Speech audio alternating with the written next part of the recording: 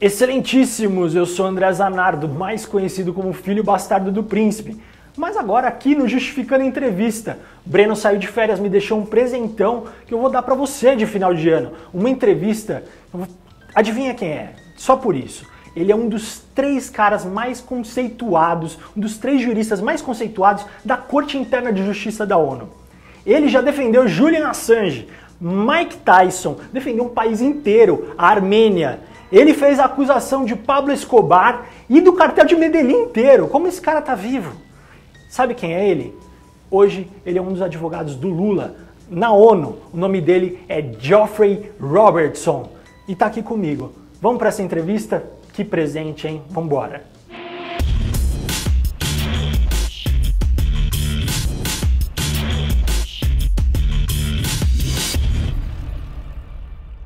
Primeiramente, é um prazer ter aqui o Geoffrey aqui nos estúdios do Justificando.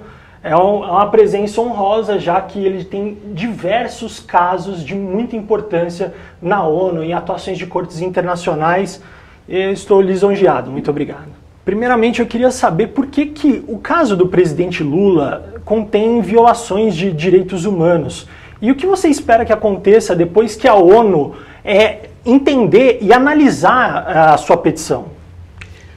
The case alleges a number of human rights violations. You probably know some of them, how his telephone was tapped, how the judge quite illegally released the transcripts to the media, released the audio tapes to the media so that there would be demonstrations and a fuss. And that was illegal. The judge tapped the telephone of his lawyer, 250 lines on a law firm, and that's illegal. Released them to the media. This is a judge who's out of control. So that is one area. We are also taking the point that everyone is entitled to a fair trial, and that means to an impartial judge. Now, this judge and the car wash prosecutors have been accusing Lula for a year of being guilty. They can't fairly try him. This judge, Moro, has determined that he is a suspect, that he's likely to be guilty, and under international law, you can't have a judge like that. Judge Moro might be very good at investigating, that's fine. But he can't then turn around and be a fair trial judge because he's been too involved in the investigative process. And the press, what sort of fairness is this when the Globo organization spends its time, front pages, condemning Lula, depicting him in prison uniforms? What are the police doing about these prison dolls and these balloon effigies, all creating this expectation of guilt? This is not the way that a civilized society should fairly try those, no matter how high they might have been, but they're still entitled to a fair trial. How can you assume that the Sergio Moro is being a partial judge? Oh, because his judgments are there in black and white. For the last year, he's been saying in his judgments that allow police to tap telephones, that illegally arrested Lula and took him to an airport, and that was quite wrong. But all those exercises have been based on Judge Moro finding that he's likely to be guilty, that he's a suspect who is genuinely suspected. So he's given decision after decision after decision saying that Lula is likely to be guilty. And then under this very primitive system, it's been reformed totally in Portugal, you know, but you haven't got round to it in Brazil, I'm afraid, where the investigating judge becomes the trial judge. Well, of course, he's totally biased because of his involvement in the investigation. So Lula will not get a fair trial from Judge Moro, however much Judge Moro might have been justified in investigating him. Sergio Moro e a Lava Jato parecem ser o símbolo contra a corrupção no Brasil, e assim que a opinião pública tem visto esse caso. que você vê essa diferença do Lula para a questão dos promotores, do juiz, e essa opinião binária contra a corrupção? I come to Brazil, I can't believe it. This judge is on the front page of papers looking like Eliot Ness, the great buster of corruption. He's posing. And he goes to launch books that praise him and condemn Lula. He puts himself out there as an enemy of Lula. How can he possibly turn around and be an impartial judge? He can't. He will find Lula guilty, there's no doubt about that. And Portugal would not allow it. No civilized country would allow a judge to behave like this, like an egomaniac who loves publicity and who actually stirs up crowds to go and demonstrate. Now that's simply not the role of a judge. It may be the role of a prosecutor. Judge Moro might be a very good prosecutor, Moro, but he can't be a judge. There are other ways of prosecuting corruption. I have prosecuted corruption involving the Medellin cartel and Pablo Escobar, and I have always been able to act fairly. There are other models of anti-corruption which preserve the suspect's human rights, because sometimes they're not guilty, and at the same time can be effective. It's very worrying. We have just seen in America where the FBI affected the election by announcing 10 days before it that they were investigating more Hillary Clinton emails. She blames the prosecutors, the FBI, for giving the election to Donald Trump. That's how seriously prosecutors can affect an election. And many people overseas, because Lula is acknowledged internationally as one of the great heroes that have come out of Brazil. His way of getting the poor, helping the poor, 40 million people taken out of poverty and so on, is copied throughout the world. Now, that doesn't mean that he's not corrupt or shouldn't be investigated, but it does mean that the world's eyes are on Brazil and that they want to see him prosecuted fairly. They don't want to see him convicted unless there is proof beyond reasonable doubt. And so far, there's been no foreign bank account, there have been no missing funds, he's paid tax on anything he's earned, he lives very modestly. So where is the evidence that while he was president he ever did a corrupt deal and received favors for doing something as president from these contractors? The evidence doesn't seem to be there. But it is important that in dealing with politicians, they are dealt with fairly, because, of course, if Lula is convicted, and if he's tried by Judge Moro, he will be convicted because the man is totally biased, that he'll be disqualified from a free and fair election in 2018. Do you believe that the power of the law can or usually survive against the power of politics? Specifically when the mainstream media, the financial system, and the majority of people are contaminated with the punitive desire? It's difficult. In Britain today, we have a case brought by an individual against the government for Brexit, for leaving the European Union. It's a very political case. All the top judges are sitting on it, and so far they've ruled against the government, that the government cannot leave Europe without getting the approval of Parliament. And this is what we mean by an independent judiciary. You must have judges who are independent of Parliament, but at the same time you must have a Parliament that passes laws that enables judges to behave properly, and if judges behave improperly, there must be a law that punishes them or that removes them from sitting as judges. I mean, the Supreme Court in your country found that Judge Moro was utterly wrong in releasing those illegally made transcripts of tape recordings between Ms. Rousseff and Lula. But nothing happened to him. He's still there. That wouldn't happen in Europe, in any European country. A judge who made that kind of malicious decision would not be allowed to continue the trial. So there's an important distinction between Parliament on the one hand and judges on the other. Judges must be independent of Parliament, but at the same time Parliament must pass laws that enable bad judges to be removed.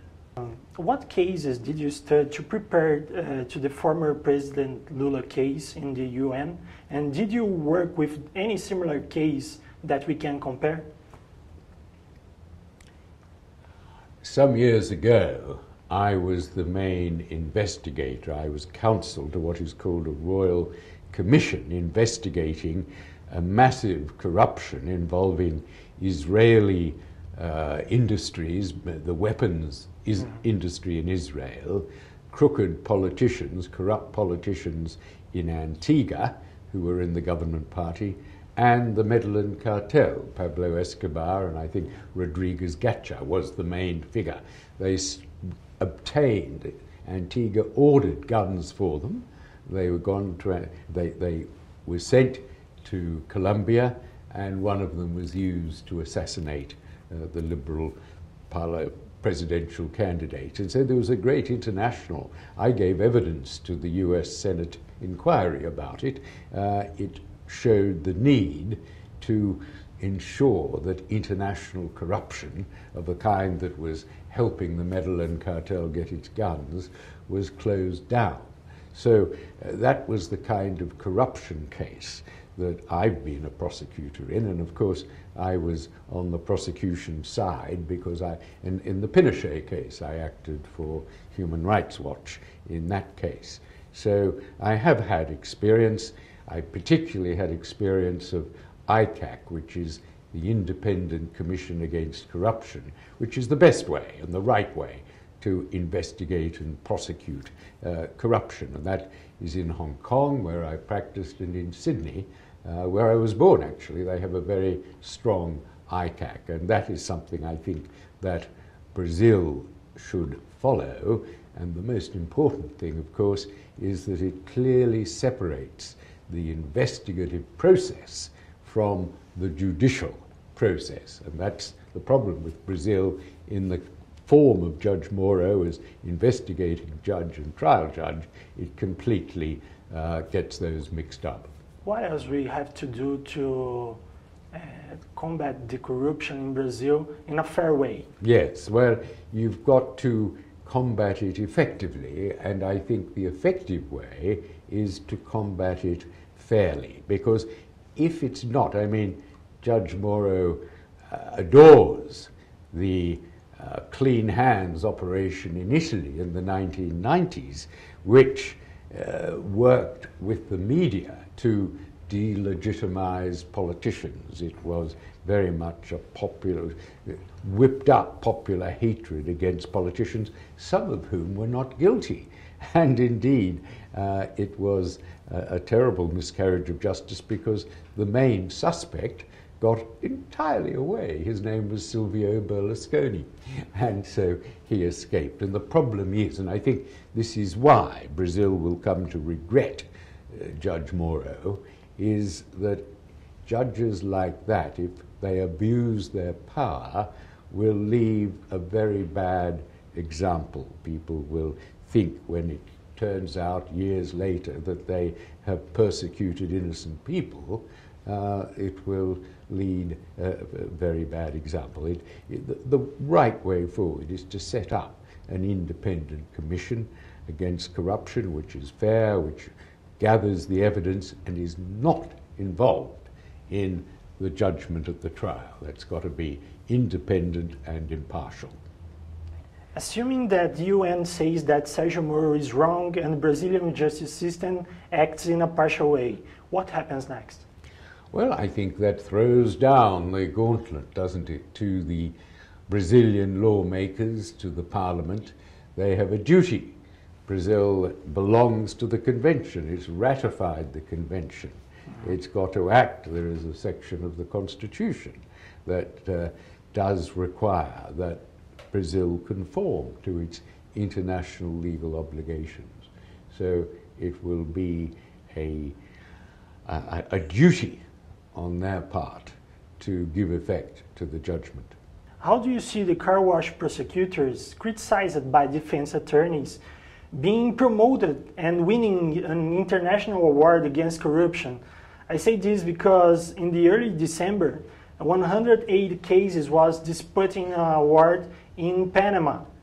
And surprisingly, the prosecutors of MPF won this prize.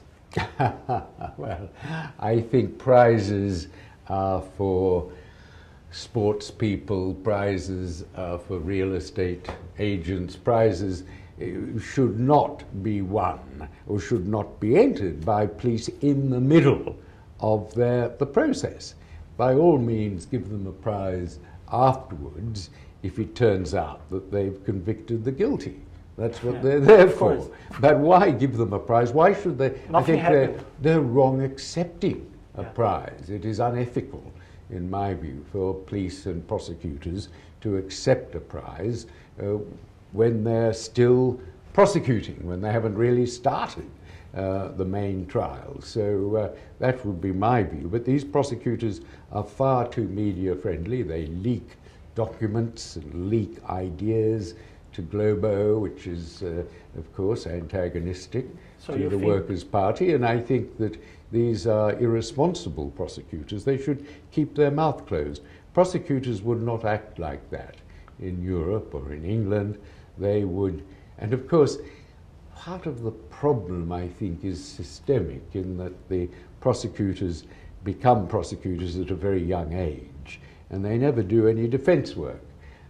Where I come from, we prosecute and we defend, so that we are not, as it were, obsessed with either with putting people behind bars. Maybe I think this case, these prosecutors, this award, maybe it's a part of a game, a political game, not a law game. I think it is, sadly, part of a destruction in Brazil of the presumption of innocence. Yeah. In Europe, prosecutors aren't allowed to say this suspect is guilty. They've got to prove it with evidence in court. We have a law called contempt of court, which doesn't allow people to go about creating an expectation of guilt. And that is exactly what the Globo media has been doing with the help of the prosecutors. You heavily criticized in the past the penal legal system of Brazil. Is this case of Lula an exception, or our legal system is unjust? Look, Brazil has been condemned by an awful lot of human rights organizations for giving prosecutors the ability to lock people up for a year, to force what are called plea bargains are in fact confessions. And they confess often in order to get out of prison, so their confessions are unreliable. And this is frowned upon by the international community. Brazil has a real problem with pre-trial detention.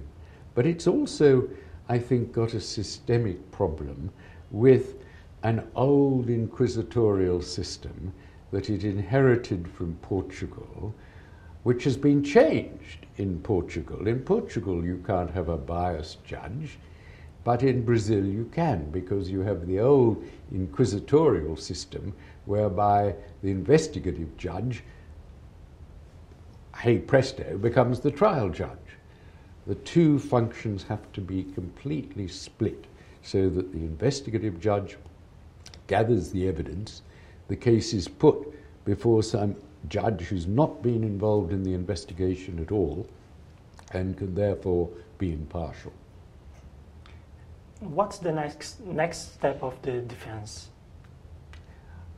Well, that obviously the defense will proceed with the international case in the UN, and it will proceed as best it can in the courts in Brazil, because there is no evidence against Lula of any corrupt behavior. The prosecution have suggested that he's received something's been done on a flat that he owns, but he doesn't own it. And they've suggested that he goes to, or has had a villa made available. His family have been to it 11 times in 5 years. It's owned by, he doesn't own it, it's owned by friends. That's what all world leaders do, actually. It's suggested he's made speeches for large amounts of money. Well, he has, but that's what Bill Clinton does, that's what Tony Blair does, that's what George Osborne, the retiring British Treasurer, does. They all do it after they've left office. And he's even made speeches for Globo and Microsoft. So and it's quite clear the money he's paid tax on. They've been able to establish that.